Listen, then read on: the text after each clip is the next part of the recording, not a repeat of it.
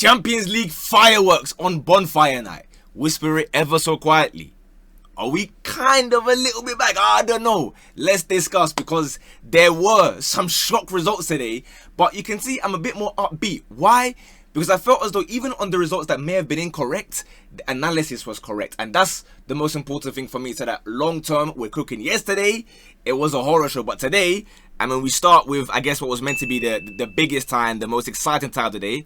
Manchester City against Borussia Dortmund. Obviously, Haaland playing against his former team. He was captain today, by the way. This was anything but an exciting or even contest. Not through the fault of Manchester City, but rather for the fault of Borussia Dortmund, who offered us absolutely nothing today. It was Man City at their very best, yet again, cooking. Many players we've got to discuss in this game in particular. I, of course, told you guys it will be 3-1. So when I say, like, I cook my analysis, Shirky coming on and scoring in the last minute, that's not my fault, man. Like, why do you have to go and do that, bro? We're meant to be dogs. I've been telling guys on YouTube and TikTok, hey, this is my buddy. Why would you go and ruin my perfect score? You know, I said yesterday, we got the big games wrong. Today, I want to bounce back and get the big game correct. Well, we kind of did. Foden opened the scoring, by the way. We spoke about, obviously, Phil Frozen in the past and whatnot. People, they kind of twist my words often when I speak about players, which is interesting. Let me clarify. For complete understanding, I've been saying, in my opinion, Foden's had a much better season than obviously last year, which I do believe was the worst ever season we've seen from a PFA winner. I don't think that should be like a controversial topic or a hating type of thing. Then this season, there was the one game that they played where he was kind of iffy, and I just said, oh, that's not the best game, you know, from Foden. Then they made it sound like I said he's been bad all season. I have never said that. So please, let's put that one to bed now. He's been much better this season, even if the numbers hadn't arrived. But today, the numbers did arrive. And make no mistake, he took the first 20 minutes finding his range, because he was still doing that turn and shoot, turn and shoot, turn and shoot. But the first few times, it was Corbell saving it and Savinho blasting it over the bar. Then he changed tack, and that's one thing about Foden. I'll be honest, yeah. The outside the box goals he scores, there's big variety to them.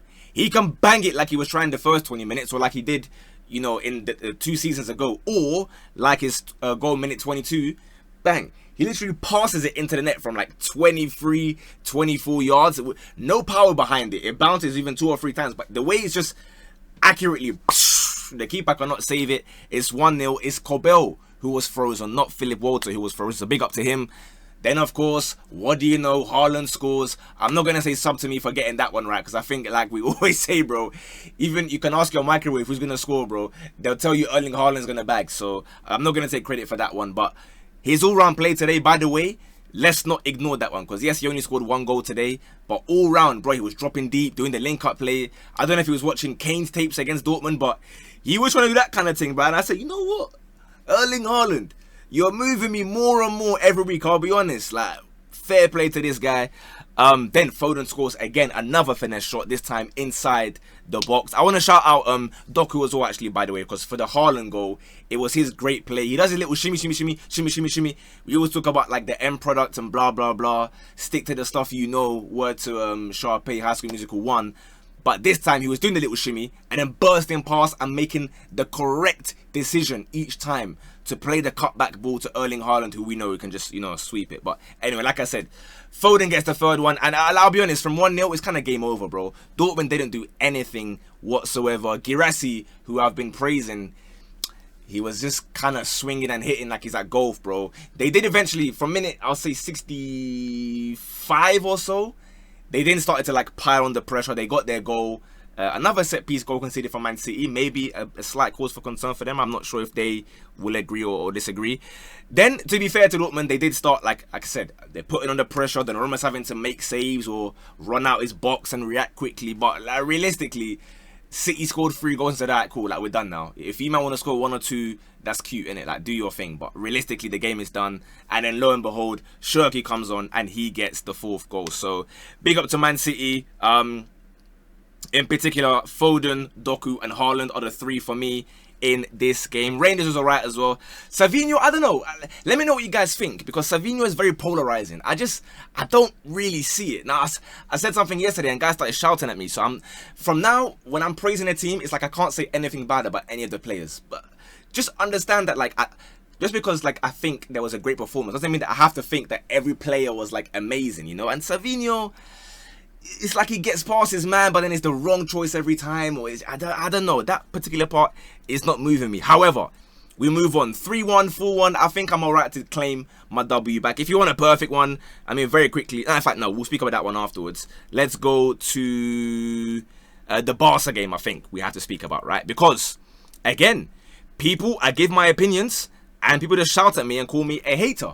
This is why I say my analysis I'm happy with, despite the scoreline being what it ended up being. Because I told the Barca fans, do not go there expecting 2-0, 3-0, 4-1, whatever. You man bag so many goals. No, I get it. Yamal's a beast, and we're going to speak about Yamal today as well. Without Pedri, that midfield is going to struggle to control the game, especially away at Brugge, who are a very good team. You know what I mean? I said it on TikTok, Barcelona got battered and bruised, and they did. This was a basketball game. Why? Because one, you now lack the control in midfield, because Casado, I don't know what this brother was doing, and two, Hansi Flick. We gotta speak. In fact, no, do you know what I just realized as well? As we're doing the little boom thing, sorry, I have one more thing to mention about the City game. Give me like 10 seconds to go back, because one thing I wanted to note, when Foden scored, he did the shush celebration to all his haters. That's you guys right there. Back to Barcelona. Right, so 3-3 was the final score, and it meant Barca had to come back 3 separate times. Bro, the high line thing. The reason why I mentioned Hansi Flick, because yes, you can say it's the player's fault, blah, blah, blah. Injuries they're going to cry about and whatnot, but when you lose players and you have to now use the brothers that you have at your disposal, you must change. You must adapt. You cannot always just be stubborn and say, all right, I'm going to play the high line no matter what, bro. I don't care what players I have. I'm going to play them. And secondly, uncomfortable conversations, right? Because people are going to take this in the wrong way and they're going to get very offended. If your system relies on Inigo Martinez to be there, maybe we have to question the system. Because let's not act like this is like some all-timer centre-back, bro. Barca fans didn't care about this dude 18 months ago. No one cared about him. Then he randomly became good. And everyone's like, oh, wow, what a surprise that is. Can we be honest about that? But if your entire system crumbles without Inigo Martinez, maybe it ain't that fantastic. But anyway, look, shout out to Bruges, like I said. They scored the first goal. Ferran equalised immediately, boom, from kickoff. Then, Forbes. What's going on here, guys? Why are they making Forbes? I was trying to make a joke before about the Forbes rich list, making my man feel like a billionaire, bro. They're giving him free gifts on a plate. Have a goal, have a goal. And by the way, he scored 2. He could have had like 4, bro. Word to Arshavin. There was another one where it was like an open goal. He tried to scoop it. It went over the bar. Bro, he bagged the brace and could have had plenty more. But in terms of Barca, many question marks. I'm not sure why so much of the play was going through Rashford's side, to be honest with you. Because they were struggling there, and like I said, Forbes was cooking. But Lamine Yamal, whenever he did get the ball, he definitely was impactful. I mean, his goal at minute 61, lovely. It was, dare we say, Messi-esque, right? The way he runs, dribbles, pass, little 1-2, tight spaces, bang, finish. Before you know it, again, he's equalised. You're thinking, all right, Barca are going to go on and win from here. Then they go and concede again. And it's like, brother, this time, though, Szczesny, what's that all about, bro? What are you doing? Like, why is it that if I close my eyes, you know, like the old meme that we used to say back on TikTok time ago, yeah? If you close your eyes and picture Lukaku, it's him doing this. It's him doing the face after a miss, holding his head. Like that. Now, when I picture Szczesny and I close my eyes, open your eyes, it's him doing, yeah, sorry about that one. Yeah, my bad, mate. Sorry about that one. Every time, bro. How about you stop making the mistakes rather than doing, yeah, sorry about that one, guys. Stop doing that. He's given the ball for free. He tried to ask for a foul or whatever. It's never a foul. Well, to be fair, he got the foul in the end, actually. I'm referring to even a different goal. Bro, there were so many goals, I'm even forgetting what I was referring to. This was the 4-3 goal in the final minute that should have got given. But they said it was a foul. Whatever, it is what it is. Yamal got the assist for the Solis own goal. He crosses it in, gets the deflection. But look, it was a crazy game overall. big question marks about Barca. But like I said, this game, you know what it reminded me of? Do you guys remember back in the day, Real Madrid against Ghana, when Real Madrid had to go to Accra Sports Stadium and they scored in the last minute to draw 3-3 back in 1962? For those of us who remember, yes, I said Real Madrid against Ghana, by the way, to clarify. If you learned something new there, you know what to do. Make sure you sub. We're on the road to 100k now. The plaque is on its way. Don't you worry. And don't you worry as well. Another thing on its way, the Q&A video with my dad. We're going to record that one as soon as possible and get that out for you. But anyway, big up to Real Madrid v Ghana drawing 3-3. It gave me them kind of flashbacks. So yeah, fair play.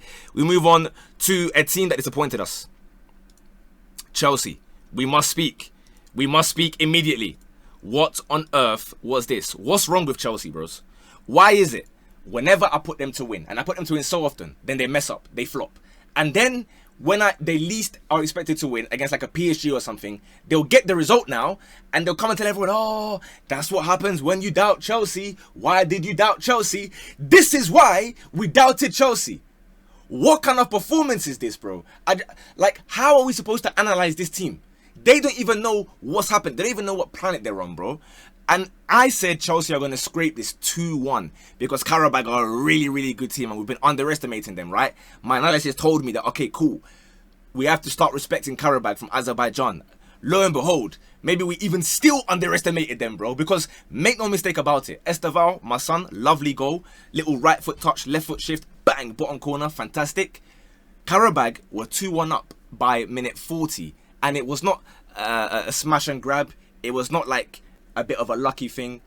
Bro, fully deserved. You can talk about whatever, if it's handball, if it's not handball. Hato and Reece James on either side got absolutely cooked. Nothing they could do about it. So they had to hold that one 2-1. Second half, more of the same. It was just end to end, end to end. They were getting in behind Reece James' side where he had to start doing tactical fouls to get a yellow card because he couldn't keep up. He was scared of his hammy going or something, I don't know. And obviously Hato was just horror show all round. Garnacho came on. He was trying his silly Travella pass. Eventually it rebounded back and then he scored the goal. So I guess, you know, congrats to him. He got the goal 2-2, but big question marks. Lavia, you can't keep on going to Instagram to post like, yeah, stay on that side, bro. Stay on that side. We're gonna see you soon. I'm gonna keep the receipts. We should keep the receipts for you, bro. When are you going to keep fit? If not, we have to return you to Southampton, bro. Southampton need some players. They're struggling in Championship right now. If you want to go back there, feel free, bro. Because you cannot... I'm sorry, man. Injury every single time. Santos, stop shooting. That's what I'll say to him. Everyone else, it is what it is, man. Where should we go next? Where should we go next? To be fair, okay. One that I got spot on. Perfect. Newcastle 2-0. I, of course, did say they're going to win 2-0 because Bilbao are just so bad. Dan Burn. This guy scored a finesse header. I don't think I've seen that before. Unless, you know, my memory goes back very far. But the way he's kind of R1 circled a header into the top corner like that, I said, whoa, fair enough. And then second goal, great work from, Harvey Barnes to find Joe Linton. Bullet header, 2-0. Obviously, look, Bilbao are missing players, so we're not going to put crazy amount of stock in it. But, hey, Newcastle are flying in the Champions League. I did say at home, they are going to be a formidable force, and rightly so. It was a 2-0 comfortable win. Could have been more. Elanga was unlucky at points. Votamada was unlucky at points. So big up to Newcastle. And speaking of having aura at home, Galatasaray, they went away to Ajax, and again the Dutch fans, they were angry at me. They were saying, "Oh, you don't know about Galatasaray when they go away, bro. They're not very good at all. Ajax, like we're back." Is that back?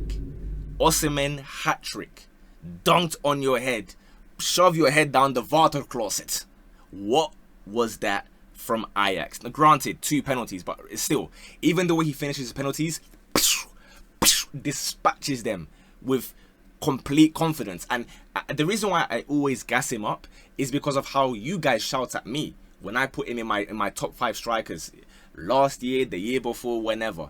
Then they say, oh, but why is he in Turkey? Here he is on the biggest stage in Europe, bagging basically every game more than once. Okay, I'm the crazy one. No problem. Good header for the first goal, and then like I said, 2 penalties to crush it on Ajax. I don't respect any Dutch teams right now other than PSV. So fair play to myself for getting the Galatasaray win. Albeit, even I underestimated it. Right, I thought Ajax would even get 1 goal, but yeah, they couldn't even do that. So fair play. Inter, we put them to get 2-goal win, although we did not expect a Kairat goal, so that was interesting. One thing we spoke about was Lautaro Martinez against these small teams. Even then, maybe Kairat is too big for him. Because this guy, this is the problem with Lautaro Martinez, yeah? You're going to look at the score sheet, and you're going to look at the end of the season, his goal tallies or whatever. You're going to think, oh yeah, what a cold baller. Minute 45, he scores at like the 7th time of asking. And we just spoke about Osimhen, right? The last time I gassed up Osimhen, they were saying, oh, you didn't watch, you didn't see how many misses this guy had. Let me tell you one key difference. Beyond all of the finishing and the strength and the speed and everything, beyond all of that. So many of Osimhen's misses are chances that he manufactures out of thin air for himself. Via his pressing, and then he'll run into crazy space, hunt you down like a dog. Lautaro, DeMarco was putting it on a plate for him. Left foot time and time again. I even saw DeMarco pull up on the right side, cross it into him again, and he's jumping like that, like he's piggy in the middle and missing the ball. Then deflected shot, then misses, then it rebounds, pinball, he finally gets his goal. That's not a striker that I can respect. I'm so sorry. But anyway, I do respect the second goal. Augusto rifles it in like an arrow. So fair play to him. Arad gets a bullet header. Well, it wasn't a bullet header. I'm exaggerating. It was a header from a corner. 2-0, 2-1. Listen, we got our win. That's all that matters. So GG to myself. We got how many games left? Like 3 games? 2 games? Oh, Pafos. Pafos. Very quickly. Villarreal. What on earth is this? I put Villarreal to win. I said Pepe will get an assist. He assisted Pafos more time, bro. I wanted to come and see a bit of... We didn't see any of that, bro. We saw these guys shaking like that to come and miss so many chances, bro. When I'm telling you, like, bro, Mikal Tadze, Jose Perez, they're having chances. No one's bagging. And then, second half, Lukasen goes up the other end. Now, this was a bullet header that he scored to win it for them. So, big ups to Pafos. Big ups to Cyprus as well. Very well taken goal there. What else do we have? We've got 2 games left, right? This one. Again, this is why I say, right, I'm more satisfied by the fact that I got my breakdown or preview of the game correct, right? So I put this game 1-1. And what did I tell you? Benfica are going to miss like 20 chances because all these Orshanisness and Luka Bacchio and who's the other one? And Pavlidis, they miss too many chances. Check how many shots they missed. 21. Not 20. They missed 21. And they ended up losing 1-0 to a complete FIFA goal. Schick shoots, rebounds, parried out. Someone heads it again, and then he gets an open goal to win it 1-0. So, yes, we didn't get the Benfica win. Or no, Benfica 1-1. Sorry. But I think I'm satisfied by the belief that it should have been 1-1. The only one that I think I had a howler with, in my opinion, Marseille Atalanta. You look at the stats, fair play. It looks as though, you know, Marseille probably should have won the game. But when you actually watch the match, Atalanta had obviously a penalty that was missed by the Keteler. The referee started, the commentator was saying, oh, disgusting behaviour because he had lasers in his eyes. I don't really care about all that kind of stuff. They had a goal disallowed for offside. Lookman around minute 70 or so. And then in the end, they tried to ask for a penalty, minute 90. Marseille, that is, by the way. They don't get the penalty. 20 seconds later, Samadic rocket into the back of their net in the last minute to win the game. So that one, I hold my hands up. Bit of a howler from me there. We got that one wrong. But on the whole, I'm pretty satisfied. I think we can say we're somewhat back on track, right? Like in terms of how the games went, nothing shocked me. Does that make sense? Other than this Marseille one. So boom, there we are. Hopefully you man enjoyed. We'll be back tomorrow with the top 10 performers of this Champions League match day. Let me know who you think deserves an even greater shout out. As always, these Champions League videos, they do come late at like midnight because I've got to make a TikTok and then blah, blah, blah. You get the point. But anyway, have a great rest of your week. I'll see you guys tomorrow. Bosh.